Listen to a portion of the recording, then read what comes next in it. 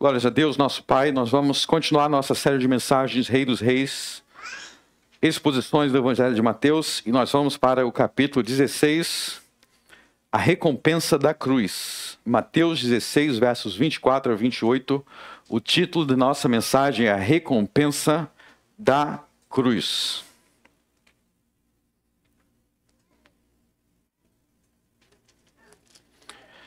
Nós vamos ler a partir do verso 24.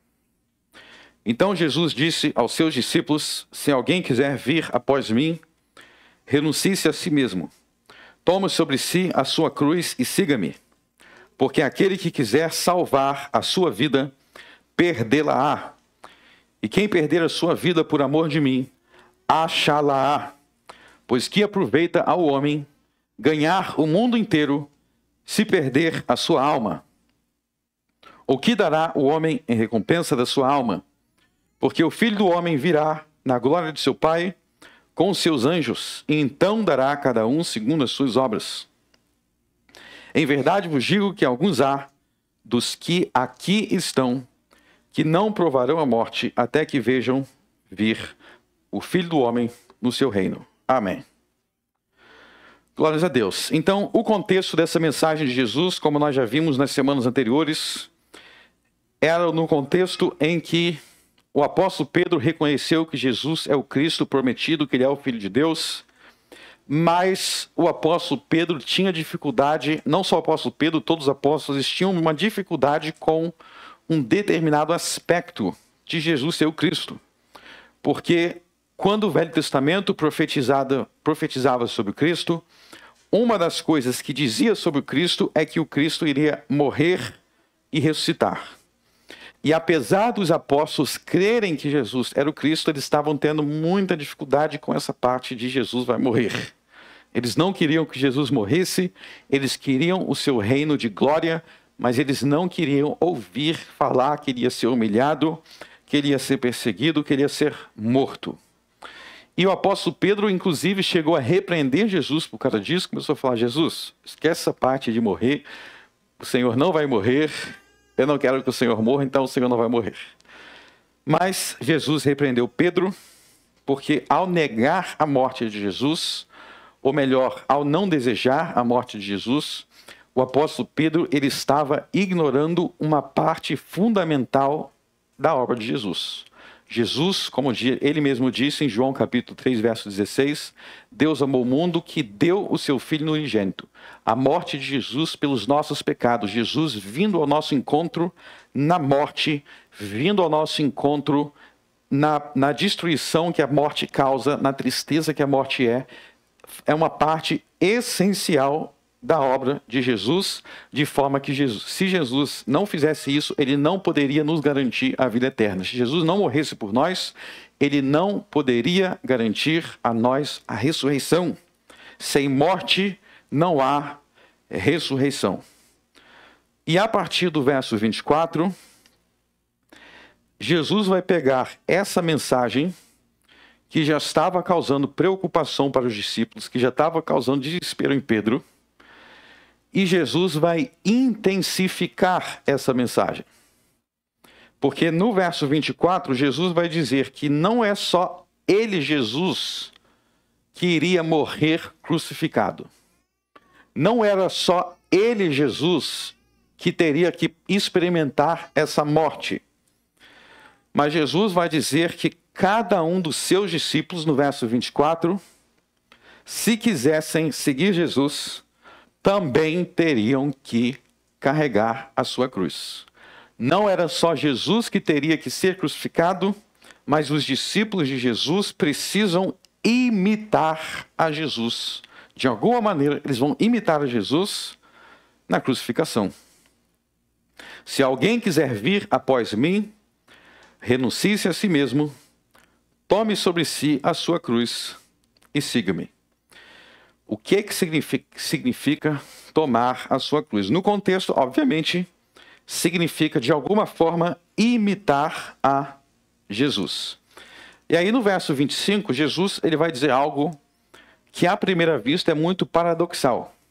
Para alguns pode até parecer uma contradição, não é uma contradição, Mas é um paradoxo muito importante de entendermos sobre a vida cristã. Ele vai dizer que quem quiser salvar a sua vida, perdê-la-á. E quem perder a sua vida por amor de mim, achá-la-á. Ou seja, Jesus está dizendo que se você tentar ganhar a vida de uma forma, na verdade você vai perder. E tem uma maneira de perder que se você perder daquela forma, na verdade você vai ganhar. Ou seja, aquilo que os homens muitas vezes pensam que estão buscando, eles na verdade estão perdendo. Pensam que estão ganhando, mas estão perdendo. E tem coisas que você pensa que está perdendo, mas na verdade você está ganhando. Do que Jesus está falando? Bom, em primeiro lugar, é preciso perceber que a cruz de Cristo não é um fim. A cruz de Cristo não é um fim. Vamos voltar para o verso 21. No verso de 21, Jesus disse que ele padeceria muitas coisas dos anciãos, dos principais sacerdotes, dos escribas, e ele seria morto, mas não termina com a morte. Termina com a ressurreição ao terceiro dia. Então veja que, no caso do próprio Jesus, os apóstolos, eles focaram na morte, por isso que eles se desesperaram. Mas não termina na morte, termina na ressurreição. Ou seja, o que acontece com Jesus é que parece haver uma perda, porque tem uma morte, parece que há uma perda. Mas, na verdade, nessa perda, ele ressuscita. Da mesma forma, no verso 24, a história não termina com a gente tomando a nossa cruz. A gente toma a nossa cruz, ou seja, existe uma perda para receber uma vida. Existe uma vida que é ganha mediante essa cruz.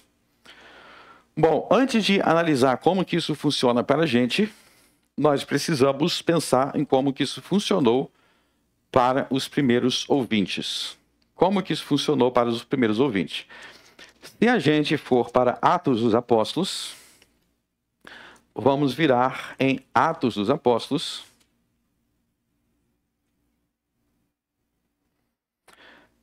capítulo 3.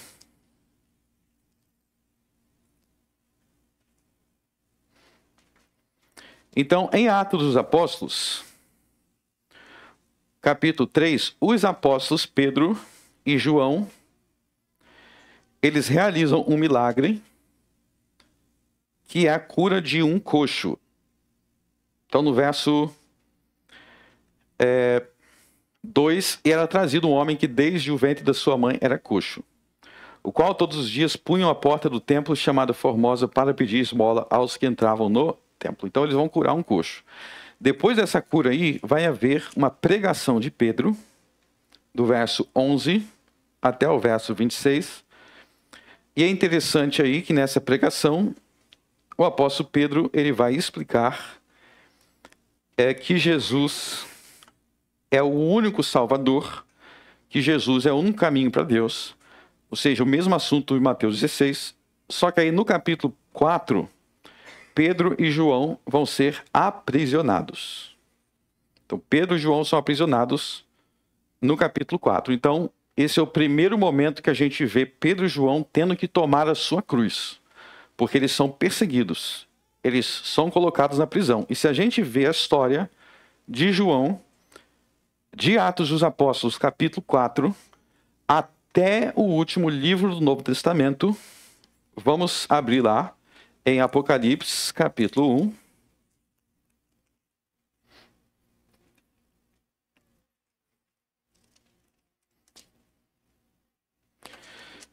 Aonde que João estava quando ele escreveu o Apocalipse? Vamos ver Apocalipse, capítulo 1, verso 9. E eu, João, que também sou vosso irmão, e companheiro na aflição, no reino e paciência de Jesus Cristo, estava na ilha chamada Patmos, por causa da palavra de Deus e pelo testemunho de Jesus Cristo. Então, João ele estava preso em Patmos. Olha só que interessante. Lá no início da igreja do Novo Testamento, João é preso, depois ele é solto. Mas desde o início da história dele lá, ele é preso. No Apocalipse, ele está preso. Ou seja, João estava o tempo inteiro sendo preso.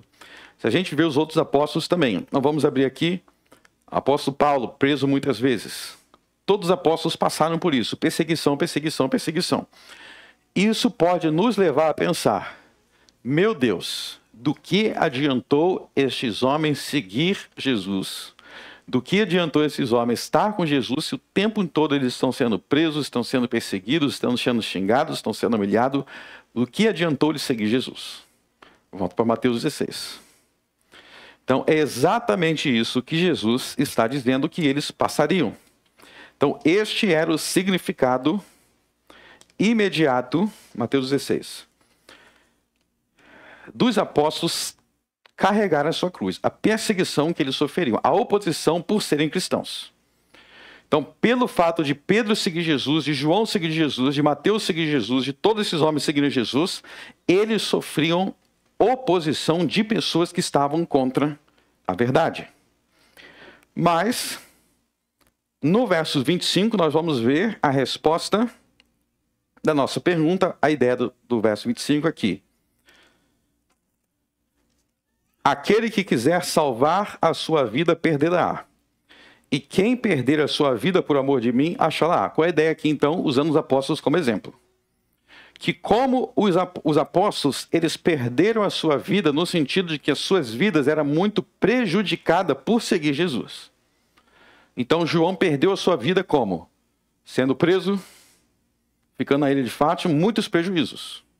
Mas ao perder a sua vida desta forma, na verdade, eles estavam encontrando a verdadeira vida e a Jesus. Por outro lado, se nós pensarmos em Judas Iscariotes, o que Judas Iscariotes tentou ganhar? Ele tentou ganhar a vida de outra forma. Ele tentou ser rico. Vocês lembram que Judas Iscariotes, diferente de Pedro, diferente de João, dos outros apóstolos, ele era ladrão e ele roubava dinheiro da tesouraria. Judas Iscariotes era ladrão, ele roubava dinheiro da tesouraria. E o que aconteceu com ele? Ele até vendeu Jesus. O que aconteceu dele? Ele perdeu a sua vida. Então, esse é o sentido. Tem algumas coisas que você vai fazer por meio do pecado para tentar garantir a sua felicidade, para tentar garantir a sua vida, mas esses meios são pecaminosos e no final você vai perder. E tem coisas que você abre mão, que você toma a sua cruz, que você renuncia-se a si mesmo e no imediato vai parecer uma perda. Como a crucificação de Jesus, no imediatismo, parecia uma perda. Mas na verdade ele estava ganhando a vida. Como os apóstolos que ganharam a vida abrindo mão de tudo por Jesus. Então existe aqui uma ideia de que as aparências podem enganar. E o imediatista, aquele que olha só para as dificuldades imediatas, são os maiores enganados e os maiores perdedores. E a gente pode seguir essa linha de raciocínio para todas as áreas da vida. Todas as áreas da vida vai ter uma falsa promessa de vida se você pecar, mas a verdadeira promessa de vida é se você tomar a sua cruz. Então vamos dar alguns exemplos disso. Talvez você seja alguém com alguma dificuldade. Imagina um pecado com que você tenha dificuldade. Existe um pecado que você tem dificuldade. E como é que esse pecado se mostra para você? Ele se mostra, sempre o pecado se mostra da seguinte forma, que se você atender aquele desejo, você vai ficar melhor. Essa é a falsa promessa do pecado, que se você atender o desejo do pecado, vai ficar tudo melhor para você. Então, por exemplo, pense na tentação do adultério. Então, o homem ou a mulher que cai em adultério ou que abandona o seu cônjuge, eles focam em algum benefício imediato. Essa pessoa vai me tratar melhor. Essa pessoa vai me trazer um prazer maior. Isso é um engano imediato. Qual é a verdadeira promessa da vida? Que se você renunciar a si mesmo, se você tomar a sua cruz, ou seja, aceitar que para você conseguir o que é verdadeiro, duradouro, o seu casamento restaurado, você vai ter que fazer sacrifícios, mas depois a recompensa será muito maior. Ou seja, o caminho da vida parece ser mais difícil no imediato, mas a recompensa é muito maior. É muito mais recompensador você tomar a sua cruz para se tornar um melhor marido, uma melhor esposa. A recompensa do seu casamento será muito maior do que se você negar a cruz, atender o seu prazer. É só imediato. Depois a conta chega. E a sua tristeza, a sua destruição, a morte será muito maior do que se você tivesse tomado a sua cruz. Está vendo a ilusão? Então existe uma ilusão de que se você rejeitar a cruz, será melhor. Existe a ilusão de que se você não se renunciar, será mais prazeroso. A mesma coisa, outro exemplo, com a mentira. Como é que o pecado da mentira chega? Que se você contar uma mentira aqui, você vai se dar bem. Se você contar uma mentira, você vai se dar bem. Mas a verdade que Jesus mostra é o contrário.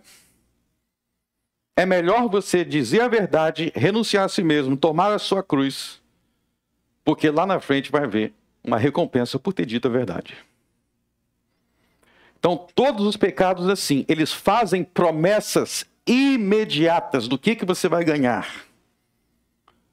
E a promessa da cruz parece que você vai ser destruído. Parece que você não vai conseguir o que você quer. Mas, na verdade, depois da cruz vem a ressurreição. E é muito importante entender que as recompensas por renunciar-se a si mesmo, elas já existem nesta vida. Isso é algo enfatizado por Jesus aqui, nós vamos ver. As recompensas por renunciar-se a si mesmo já existem nessa vida. Então, antes da gente ler, só para dar um exemplo básico.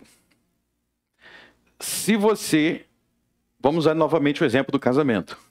Se você, no seu casamento, você começar a falar, eu preciso me renunciar, o meu egoísmo, renunciar o meu orgulho, renunciar os meus erros, tomar a minha cruz, ou seja, crucificar, sacrificar aqueles erros, para ter um casamento bem-aventurado. Você não pode pensar, não, eu vou renunciar aqui, porque só no céu... Não, não é só no céu. Principalmente no céu. Mas você já vai colher frutos nesta vida. E essa é uma das ênfases de Jesus, nos versos 27 e 28, que é importante a gente entender para compreendermos o contexto original. No verso 27, Jesus diz assim: porque o Filho do Homem virá na glória de seu Pai com seus anjos, e então dará a cada um segundo as suas obras. Então veja bem, no verso 27, quando Jesus diz, então dará a cada um segundo as suas obras, ele está falando de recompensa. Ele está falando de ser recompensado por ter tomado a sua cruz. Então primeiro ele fala, você tem que tomar a sua cruz. Quer dizer, primeiro ele fala que ele, Jesus, ia tomar a sua cruz, que ele seria crucificado, e que depois de ser crucificado, ele ressuscitaria no terceiro dia, que seria a sua recompensa. Então existe a crucificação e existe a recompensa. E aqui no verso 27, ele está falando da recompensa daqueles que tomassem a sua cruz imitando Jesus. O Filho do Homem virá na glória do seu Pai com os seus anjos, e aí vai vir a recompensa. Então dará a cada um segundo as suas obras. É uma promessa de recompensar aqueles que tomassem a sua cruz e seguissem Jesus por amor dele. Porém, essa recompensa aí do verso 27, essa vinda do Filho do Homem na glória de seu Pai com seus anjos, neste verso, diferente do que algumas pessoas pensam, ele não está falando do fim do mundo. No verso 27, ele não está falando da sua vinda no fim do mundo. Como que nós sabemos disso? Com base no verso 28. Então, olha só o verso 28. Em verdade vos digo que alguns há dos que aqui estão, que não provarão a morte até que vejam vir o Filho do Homem no seu reino. Então ele está dizendo que haveria discípulos vivos quando essa vinda do Filho do Homem no verso 27 acontecesse. Bom, eu não sei de nenhum apóstolo que está vivo agora. Então, essa vinda do Filho do Homem no verso 27 precisa já ter acontecido no passado, enquanto alguns dos que aqui estão não tivessem morrido. Vamos falar sobre esse ponto para que o texto inteiro faça sentido. Vamos recapitular aqui o Velho Testamento. Então, vocês lembram que lá no Velho Testamento, no livro de Gênesis, capítulos 18 e 19, Sodoma e Gomorra foram destruídos. Quando Sodoma e Gomorra foram destruídos, o que o povo de Sodoma e Gomorra viram? Fogo e enxofre caindo do céu. A cidade foi destruída por fogo e enxofre. E vocês lembram quem se manifestou para Abraão e depois para Ló para avisar que a cidade seria destruída? Para Abraão apareceu o Senhor acompanhado de 2 anjos. Então, em Gênesis 18, o Senhor apareceu a Abraão, o próprio Jesus, antes dele se tornar homem no Velho Testamento, quando ele ainda era só Deus. Ele se manifestou em forma humana e ele teve uma conversa com Abraão. Então, Jesus, ele veio em Gênesis 18, acompanhado de 2 anjos. E vocês lembram o que esses 2 anjos fizeram? Que vieram acompanhados do Senhor. O que o Senhor e os seus 2 anjos fizeram em Gênesis 18 e 19, eles deram a cada um segundo as suas obras. Os sodomitas foram mortos e destruídos por todos os seus pecados. E Ló, que era justo, ele foi recompensado. Então Ló, que era justo, foi recompensado e os sodomitas foram destruídos. Nós lemos sobre isso. Pode voltar lá em Gênesis 18.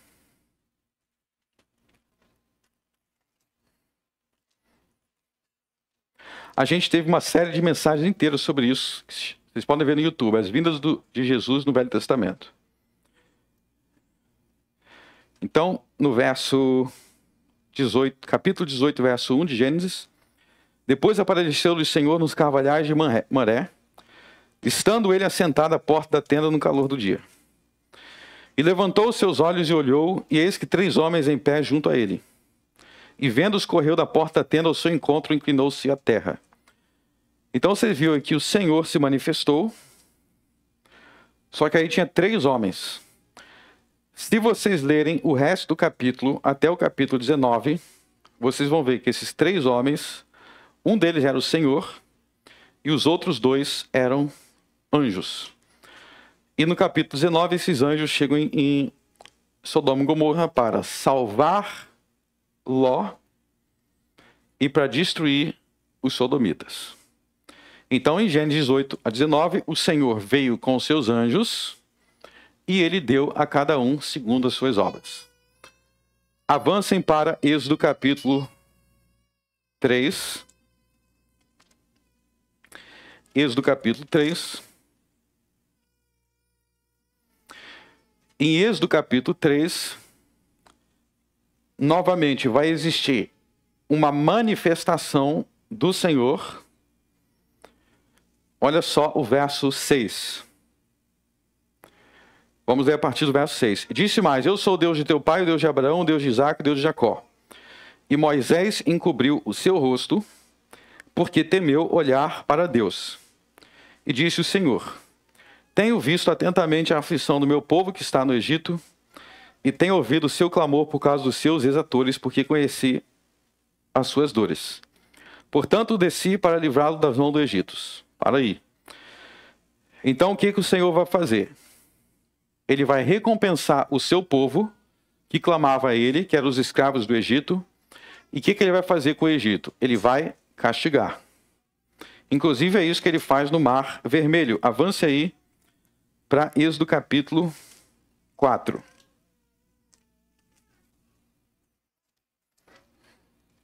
Quer dizer, Êxodo 14, desculpe. Então, Êxodo 14 é a famosa passagem do Mar Vermelho. E nessa passagem do Mar Vermelho, olha só o que diz o verso 30. Assim o Senhor salvou Israel naquele dia da mão dos egípcios, e Israel viu os egípcios mortos na praia do mar. Então o que aconteceu? Os egípcios foram condenados, os israelitas foram salvos, foram livrados. E inclusive quando isso aconteceu, os egípcios viram o Senhor. Volta para o verso 24. E aconteceu que na vigília daquela manhã, o Senhor, na coluna de fogo e da nuvem, viu o campo dos egípcios e alvoroçou o campo dos egípcios. E tirou-lhes as rodas dos seus carros e dificultamente os governava. Então disseram os egípcios: fujamos da face de Israel, porque o Senhor por eles peleja contra os egípcios. Então, os egípcios, o Senhor estava no meio da coluna de fogo e da nuvem. Então veja que o Senhor estava envolto em nuvem para guerrear contra os egípcios. Então volte a Mateus 16.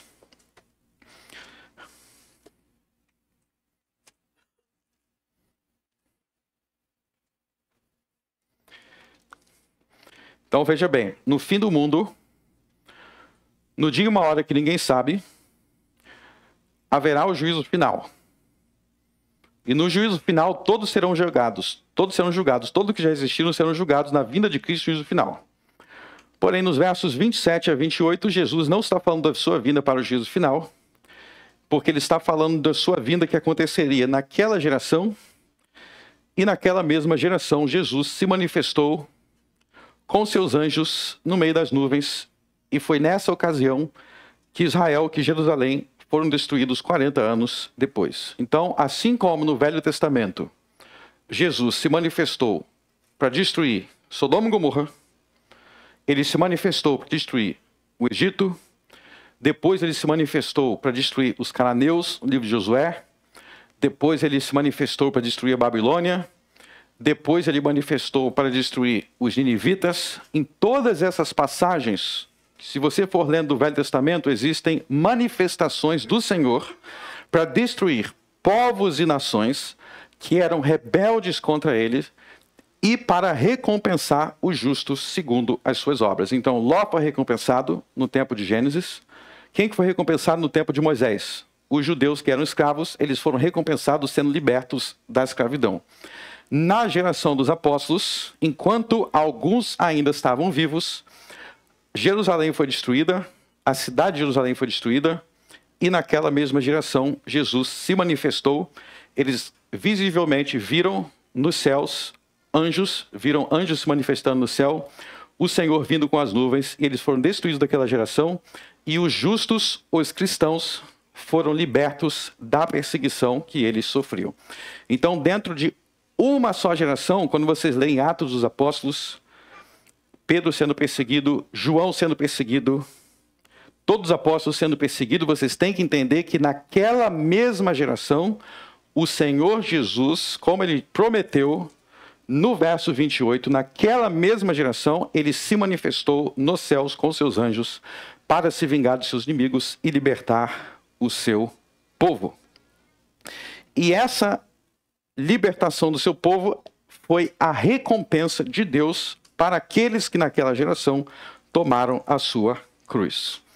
Então o verso 27 é algo que já se cumpriu no passado, não está falando do juízo final, está falando de uma manifestação de Jesus naquela mesma geração, enquanto alguns ainda estavam vivos. Isso de fato aconteceu cerca de 2 anos depois do Apocalipse escrito.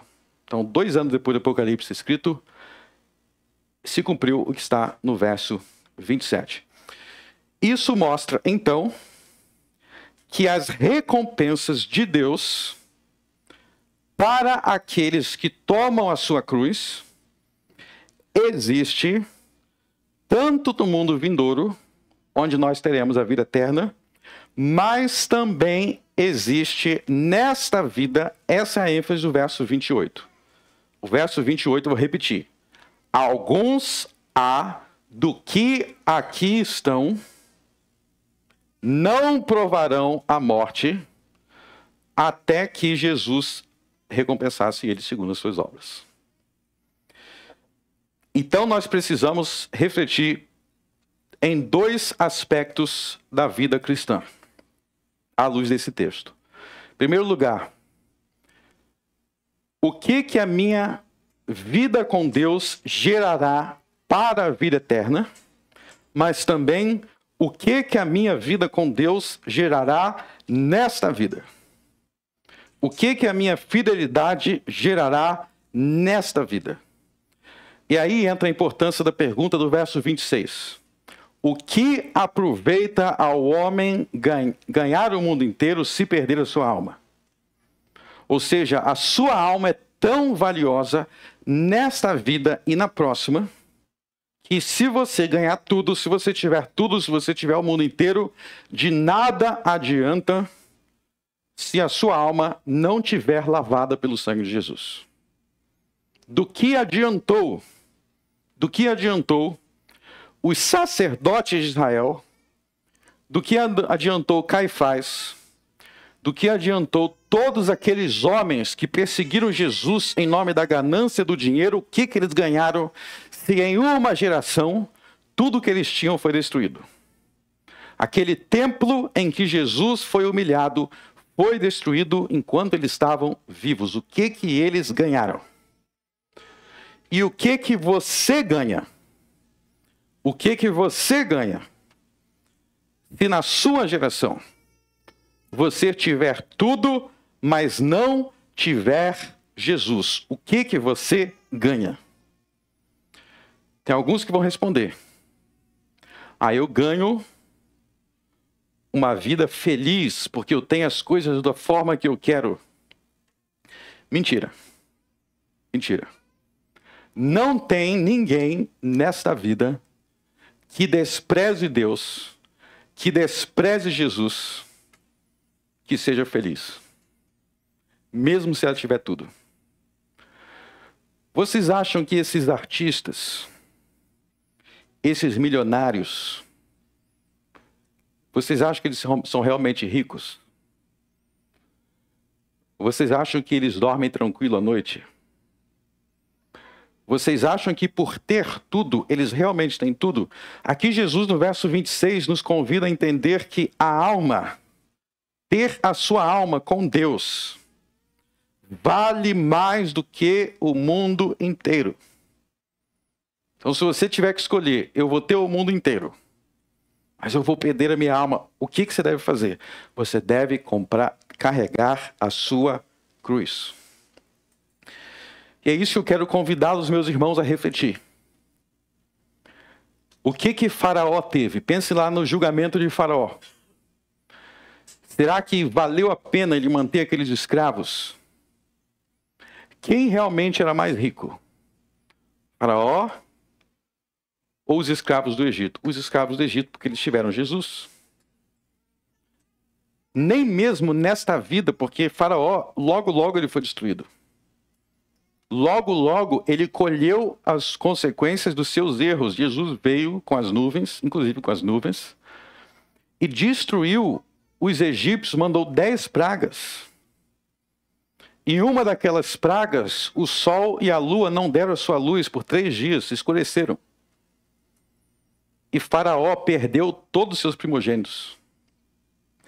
Se você escolher o caminho do adultério, se você escolher o caminho da promiscuidade sexual, da traição, da infidelidade conjugal, sabe qual vai ser a consequência? A consequência para o mundo vindouro está em Apocalipse 21, que os adúlteros não herdarão o reino dos céus. Mas já tem uma consequência para essa vida.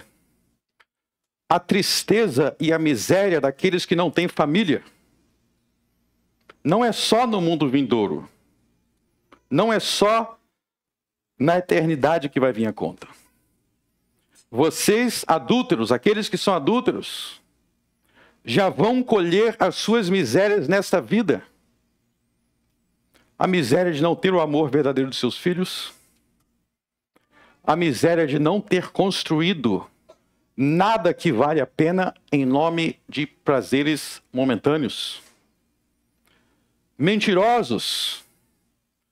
Nesta vida, o mentiroso já sofre e sofre muito. A vergonha de não ter credibilidade. É feliz alguém que ninguém acredita nele? Será que é feliz alguém em quem, às vezes, nem os próprios familiares têm confiança? A idolatria. O que é idolatria? Adorar deuses que não existem ou adorar criaturas no lugar do Criador, adorar seres humanos, cultuar seres humanos. Qual é o castigo da idolatria? Apocalipse, eu repito, diz que existe um castigo eterno, mas a Bíblia diz que existe um castigo aqui e agora para a idolatria. Qual é o castigo aqui e agora para a idolatria? É clamar e não ser ouvido. Isaías 2 enfatiza isso com muita clareza. Você clama para o nada, porque o ídolo não existe e não te ouve. Como diz Salmo 115, ele tem ouvido, mas não ouve, tem boca, mas não fala, tem olhos, mas não vê. E nos seus piores momentos, quando você clama ao Deus verdadeiro, o Deus verdadeiro te ouve. Ele enche o seu coração de paz, de consolação, de amor, de superação. Mas aqueles que clamam aos ídolos, a resposta é o vazio. Talvez no momento da abundância, no momento da calmaria, não faz diferença se você tem estátuas ou se você adora o Deus verdadeiro. Mas no momento da tragédia, você sentirá o vazio de não ter desenvolvido um relacionamento verdadeiro com Deus vivo. Você sentirá o impacto de que você serve aqueles que não ouvem nem veem. Todos os pecados, meus irmãos, eles cobram o preço nesta vida e na vindoura. E todas as boas obras também. Todas as boas obras também. Qual é o fruto de ser alguém verdadeiro? Qual é o fruto de ser fiel ao seu cônjuge? Qual é o fruto de buscar o Deus verdadeiro? São muitas e muitas e muitas recompensas. Meus irmãos, vocês podem pensar, usando nosso exemplo inicial, no apóstolo João. O apóstolo João estava na cadeia, então ele não foi recompensado. O apóstolo João estava na ilha de Pátimo, então ele não foi recompensado. Deixa eu te dar a verdadeira perspectiva. O apóstolo João estava na cadeia, lá em Atos dos Apóstolos, curando e realizando milagres, ressuscitando mortos, curando coxos, curando cegos. Se eu recebesse esse poder, alguns dias na cadeia estaria bom. E lá na ilha de Patmos, sim, ele estava preso na ilha de Patmos, mas o que João recebe na ilha de Patmos? Ele tem a visão do próprio Jesus glorioso, ele recebe o Apocalipse. Então, na verdade, quem era feliz era o apóstolo João, porque até na cadeia, até na prisão, Jesus estava lá com ele. Olha só que privilégio. De na cadeia você ver Jesus. Então, o tomar a sua cruz quer dizer que você vai ter desafios, você vai ter dificuldades. Enquanto a gente estiver nessa vida, a gente vai ter que tomar a nossa cruz. Mas as recompensas fazem com que tudo valha a pena. A comunhão com Deus, a vida eterna, vai fazer aquela cruz parecer leve. A cruz vai parecer leve. Eu queria estar preso em Patmos. Eu queria, estou falando sério. Porque se eu estivesse lá com o João, eu ia ver Jesus, eu ia ver o céu. O João estava lá sendo carregado para o céu para ver como é que era o céu. Você não queria estar lá, não? Ou seja, aquela prisão para João pareceu pouco para ele. Aquilo ali está em Patmos. Eu queria estar lá. Aquele sofrimento pareceu pequeno diante do que Jesus tinha para ele. Já pensou você lá em Patmos recebendo visita de anjo toda hora? O anjo fala, ó, vou te levar no céu agora para você ver como é que está o céu. Apocalipse, capítulo 7, né? Ele foi até o céu. Na verdade, 5 até o 7, ele tem visões do céu. E assim é conosco também. Quando nós estamos com Cristo, não importa o peso da cruz. Nós temos Jesus, a cruz é carregada não por nós sozinhos. Cristo carrega a cruz. E por isso ela parece leve. Meus irmãos, esse mundo é tão cheio de dificuldades. Neste mundo nós temos morte. Nós temos doenças, nós temos desemprego, nós temos dívidas, nós temos muitos motivos para chorar neste mundo. Mas quando neste mundo nós passamos por essas coisas com a cruz de Cristo, nós não passamos sozinhos. Nós passamos com Cristo. Quantas vezes na minha vida eu passei por situações, eu falei assim, agora é o fim. Agora acabou. Várias vezes na minha vida. Mas aí Jesus chegava e me lembrava que para ele a cruz não foi o fim. Ele chegava e dizia, eu sou a ressurreição e a vida. Quem me segue não morrerá. Eu sou a luz do mundo, quem me segue não ficará em trevas. Ou seja, carregar a nossa cruz significa passar pelas tribulações e oposições dessa vida, acompanhado por Jesus. Vocês, então, meus irmãos, vocês precisam encarar essa cruz. Verso 24, renuncie-se a si mesmo. Renuncie-se a si mesmo. Eu quero fazer agora um desafio para você. O que na sua vida você precisa renunciar? Não olhe para essa renúncia como o apóstolo Pedro olhou no momento da sua fraqueza. O apóstolo Pedro olhou para essa renúncia, olhou para a cruz no momento da sua fraqueza com um olhar negativo. Não. O renunciar a si mesmo e tomar a cruz deve ser com um olhar positivo, porque no final da cruz há a ressurreição. Faça um compromisso com Deus nesta manhã de renunciar a si mesmo. Qual é o seu pecado? O que você precisa renunciar? Será a covardia? Será a mentira? Será a fornicação? Será as festas promíscuas? Qual dos mandamentos? Qual lei do Senhor? O que você precisa renunciar? Quando você pensa em renunciar a isso, vem o sentimento, não, se eu renunciar a isso, não vai ser bom para mim. Essa é a cruz. Esse é o escândalo da cruz. Esse peso que você sente que vai ser ruim, essa é a cruz. Mas você precisa lembrar que no final da cruz existe a ressurreição, existem recompensas. O Filho do Homem dará a cada um segundo as suas obras. Existem pessoas que não creem que o Filho do Homem dá a cada um segundo as suas obras e até enquanto vida. É um dos erros, inclusive, de interpretar os versos 27 e 28 como se referindo ao fim do mundo. Então as pessoas acham que tudo é o fim do mundo. Eu acho que Faraó, quando o sol e a lua se escureceu e os primogênitos do Egito morreram, talvez Faraó tenha pensado, o mundo acabou. O mundo dele acabou. Porque logo, logo ele foi afogado no mar. Mas o que aconteceu com os escravos? Eles se tornaram livres. Então, meus irmãos, tomem a sua cruz para ser livre. Não seja um escravo. Não se envolva com escravidão. Existe um convite de Jesus para ser livre. Para experimentar a alegria verdadeira. Quem realmente experimentou a alegria verdadeira?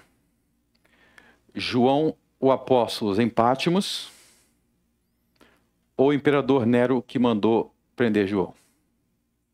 Pensa aí, o imperador que mandou prender João, Nero.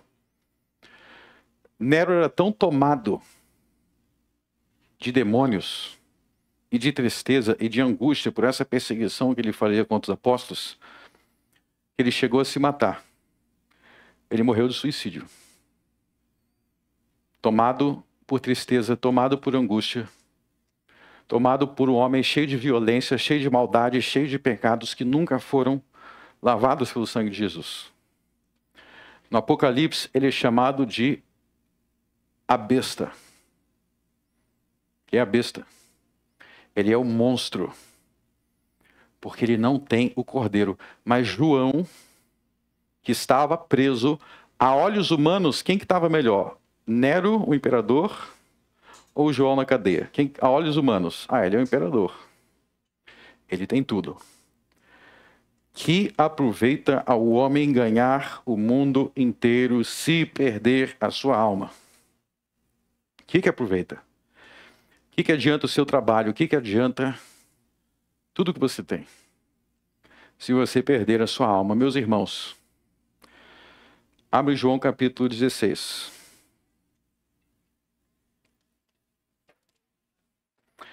Evangelho de João capítulo 16.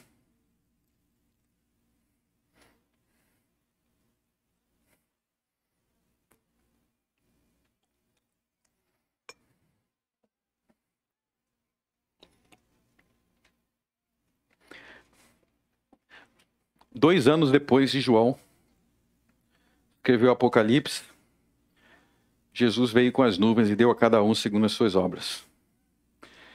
E o Evangelho de João fala sobre isso. João capítulo 14, verso 6, ele fala sobre quem é Jesus. Disse-lhe Jesus: eu sou o caminho e a verdade e a vida. Ninguém vem ao Pai senão por mim. Vamos ler todo mundo junto. Eu sou... 1, 2, 3. Eu sou o caminho e a verdade e a vida. Ninguém vem ao Pai senão por mim. Ninguém vem ao Pai senão por mim. Existem pessoas que ensinam, pode voltar para Mateus 16. Existem pessoas que ensinam que todos os caminhos levam ao Pai. Todos os caminhos levam a Deus. Então, se você for budista, você vai para Deus. Se você for muçulmano, você vai para Deus. Se você acredita, não interessa se você acredita, não interessa se você faz, todo mundo termina no céu. Mas Mateus 16 deixa claro que ninguém, a mesma mensagem de João 14, 6, ninguém vem ao Pai senão por mim. Ou seja, se você não trilhar o caminho de Jesus, você não vai encontrar a vida. Mateus 16, se você não tomar a sua cruz, a cruz de Cristo, se alguém quiser vir após mim, renuncie-se a si mesmo, tome sobre si a sua cruz e siga-me. Não existe outro caminho para a vida senão este. E eu quero alertar todos que estão aqui que não existe caminho senão o caminho da cruz de Cristo. Então, se você não estiver trilhando esse caminho, eu te exorto, entre nesse caminho enquanto há tempo. Entre nesse caminho enquanto há tempo. Tome a sua cruz hoje. Creia em Jesus hoje. Se você não confiou nele até aqui, passe a confiar nele hoje. Receba Jesus como seu Senhor, como seu Salvador e como o caminho que você deve trilhar. Não confie em sua própria bondade, todos são pecadores. Romanos capítulo 3 diz: todos pecaram e destruídos são da glória de Deus. Eu sou pecador, vocês são pecadores. Se eu não for lavado, você me ouve pregar aqui todo domingo. Se eu não for lavado pelo sangue do Cordeiro, se eu não tiver Jesus, eu vou morrer e eu vou para o inferno. Eu, que vocês veem todos os domingos aqui. Se o que eu prego não estiver no meu coração, eu não verei a vida.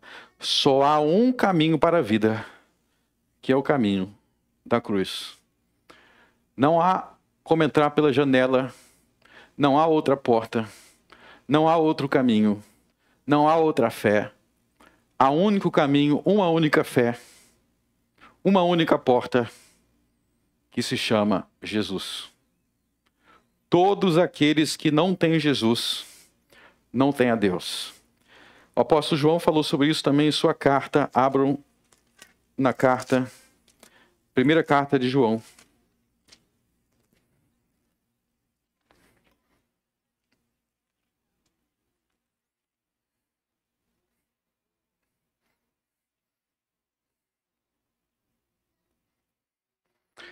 Primeira carta de João.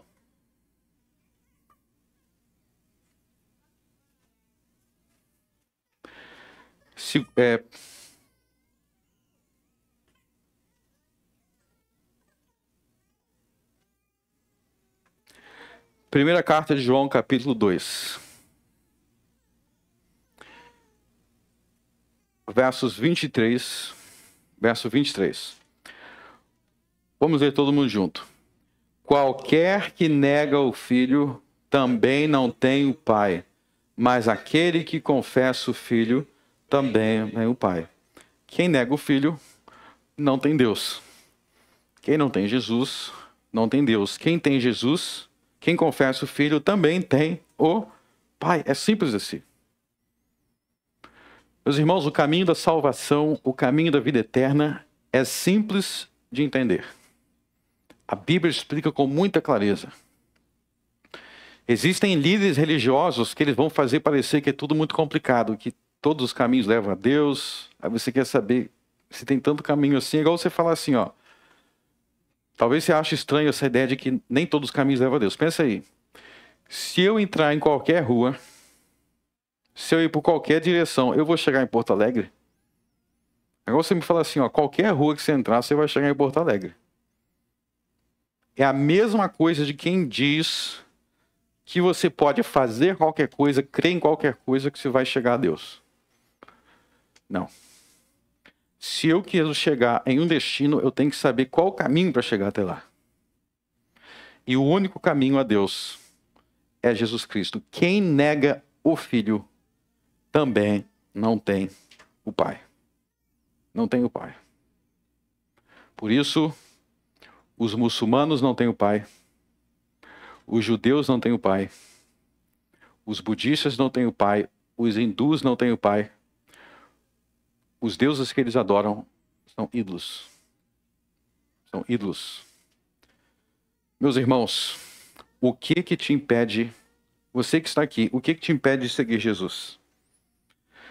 O que te impede de seguir Jesus? Será a vergonha? Você tem vergonha de alguém? Você tem vergonha talvez dos seus familiares? Dos seus amigos?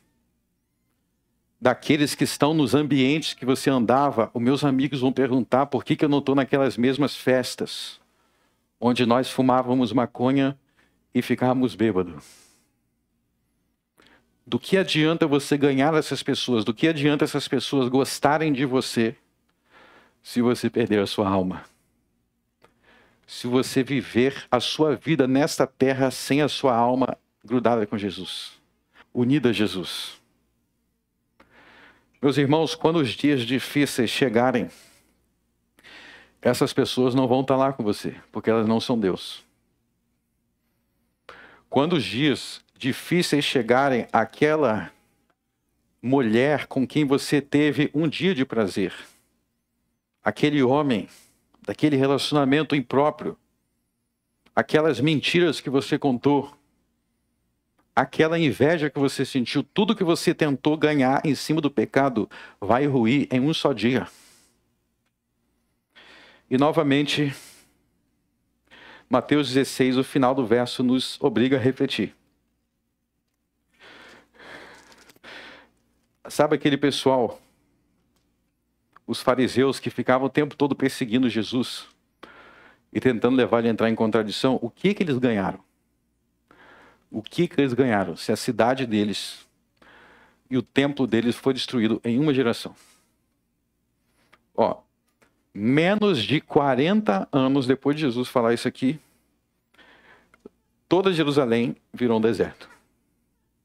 Virou um deserto. Vocês nunca repararam quando vocês veem filmagens daquela terra lá, aquele ambiente parece um deserto. E os judeus andam de preto. Já viram que os judeus ortodoxos eles andam de preto?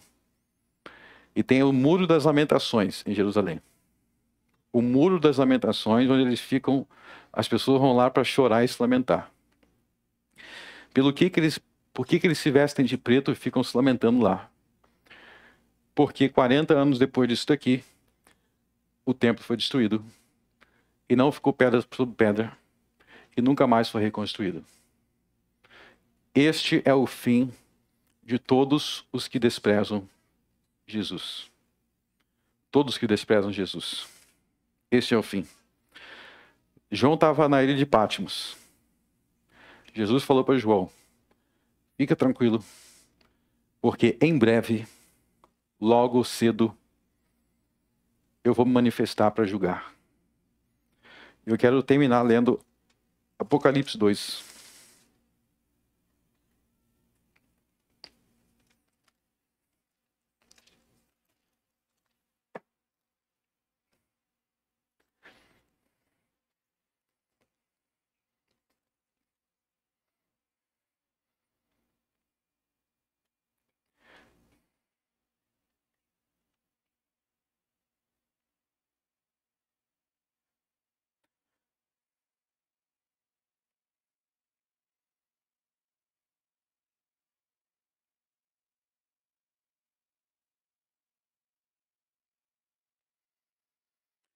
Verso 25.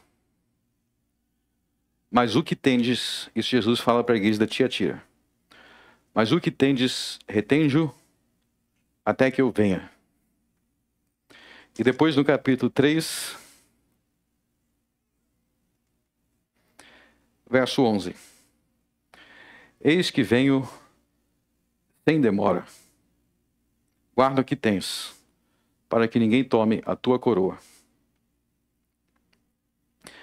Essa igreja aqui estava sendo perseguida, eles estavam sendo perseguidos, eles estavam tomando a sua cruz, eles estavam sofrendo muita adversidade, mas Jesus veio sem demora, enquanto muitos deles estavam vivos naquela geração, e deu a cada um segundo as suas obras. Os justos foram recompensados e os ímpios foram destruídos, em uma só geração. Assim também vocês estão passando por desafios agora, vocês estão sofrendo oposição agora, talvez abandonar o seu pecado seja difícil.